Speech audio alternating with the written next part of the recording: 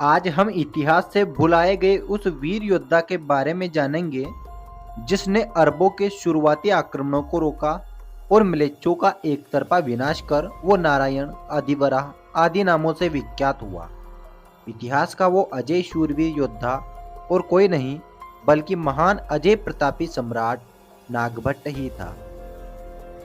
इनके इतिहास को अच्छे तरीके से समझने के लिए हम इन चरणों के द्वारा वीडियो समझेंगे। अरब आक्रांता का हमला। नागभट्ट प्रथम कौन था? अरब विरोधी संघ और राजस्थान के युद्ध। जब नागभट्ट प्रथम की सेना ने अरबों को जमीन में गाड़ना शुरू किया। सिंध पर फिर से विजय पताका। बौखलाए अरब म्लेच्छों का दूसरा हमला। नागभट्ट प्रथम के नेतृत्व में अरबों से युद्ध। गुर्जर प्रतिहार शासकों ने 300 सालों तक अरबों को भारत में घुसने नहीं दिया। सबसे पहले जानते हैं अरब आक्रांताओं का हमला। इस्लाम के वजूद में आने के कुछ सालों बाद से ही अरब आक्रांताओं में धर्म विस्तार की होड़ मची हुई थी। इसके लिए वे रक्त रंजित इतिहास लिखने को तैयार भी थे। अरबों ने दुनिया भर में जितने भी हमले किए वे बर्बरता की नई कहानियां लिख रहे थे। लूटपाट और साम्राज्य विस्तार के साथ साथ जबरन धर्म परिवर्तन के लक्ष्य के साथ उनका निशाना भारत भूमि भी बनी। विश्व की अनेकों संस्कृति, धरोहरें, पूजा स्थल, धर्म स्थल अरबों की इस खूनी सनक का शिकार बनी। अरबों के खूनी पंजे जब भारत भूमि की तरफ बढ़े तो सिंध के रूप में उन्हें पहली विजय मिली।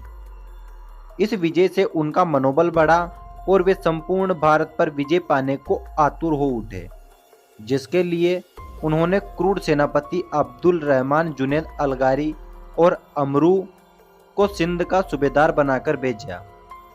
म्लेच्छ छोटी रियासतों को जीतकर जब नागभट्ट प्रथम की धरती की तरफ बढ़े तो नागभट्ट प्रथम ने जबरदस्त प्रतिकार किया।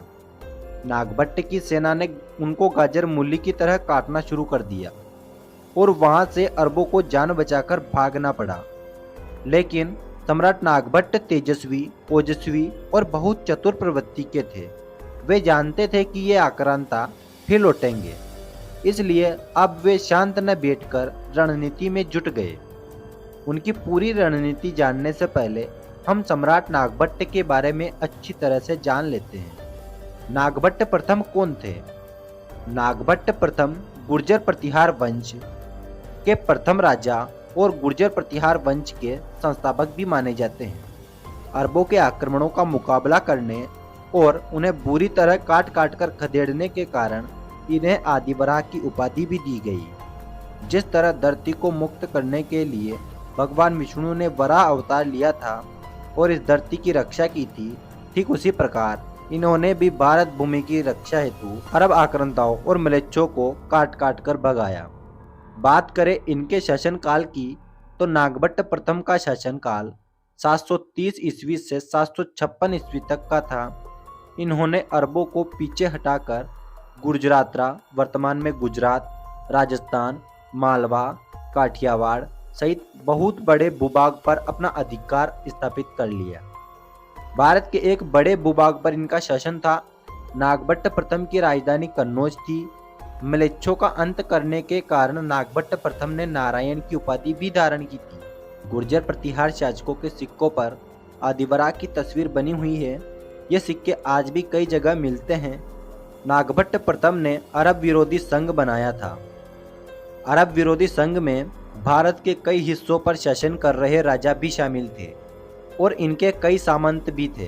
अरब विरोधी संघ क्यों राजस्थान का युद्ध के नाम से जाना जाता है, हम आगे जानते हैं।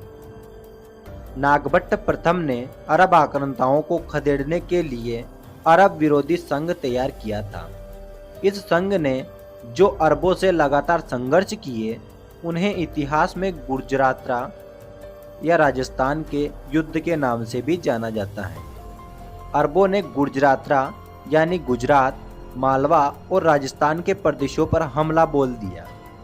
उस समय वहां नागभट्ट के अधीन बहुत सी छोटी गुर्जर रियासतें राज्य करती थी, जिनमें चालुक्य वंश, भीनमाल के चाप या चपराणा, वल्लभी के मैत्रक जिन्हें बुटार या बटार भी कहा गया, भड़ोच के वीर गुर्जर और मुख्यतः चित्तौड़ के शासक बप्पा रावल सहित कई गुर्जर सामंत और छोटे बड़े राजा थे। अब हम जानते हैं जब नागभट्ट प्रथम की सेना ने अरबों को जमीन में गाड़ना शुरू किया। आखिर किस तरह से नागभट्ट प्रथम की सेना ने अरबों को जमीन में गाड़ा। मारवाड़ के आसपास सन 736 ईस्वी में अरब आक्रांताओं ने हमला किया तो नागभट्ट प्रथम और उनके गुर्जर सामंत जयभट्ट चपराणा, बप्पा रावल दोनों ने इसका नेतृत्व किया। इस भीषण संग्राम में दिन ढलने से पहले ही अरबों की आधी सेना काटकर फेंक दी गई। नागभट्ट और उनके गुर्जर सामंतों ने जैसे साक्षात भोलेनाथ तांडव करते हो की तरह अरबी मिलिच्छों को काटना शुरू कर दिया। वीर हिंदू योद्धाओं की सेना जिधर जाती अरबों में हाहाकार मच जाती। एक से बढ़कर एक बलशाली योद्धाओं ने उन आक्रांताओं को जमीन में गाड़ना शुरू किया। धर्म और मातृभूमि की रक्षा के लिए हिंदू योद्धाओं ने मौत का वो खेल खेला कि अरबों को साक्षात मौत सामने दिखने लगी। वे अपने धर्म को जबरन फैलाने आए थे, लेकिन धर्म की रक्षा के लिए हिंदू योद्धा उनकी ये दुर्गति करेंगे उन्होंने स्वप्न में भी नहीं सोचा था। अरबों का बर्बर सेनापति जुनैद हमले में घायल होकर भाग निकलता है, लेकिन गंभीर घावों से उसी रात उसकी मौत हो जाती है। अरब में उनके बड़े सेनापति की इस दुर्दशा पर हाहाकार मच गई और अरबों में गुर्जर प्रतिहार नाम से ऐसा खौफ पैदा हुआ कि उनकी रात तक की नींद छिन गई। अब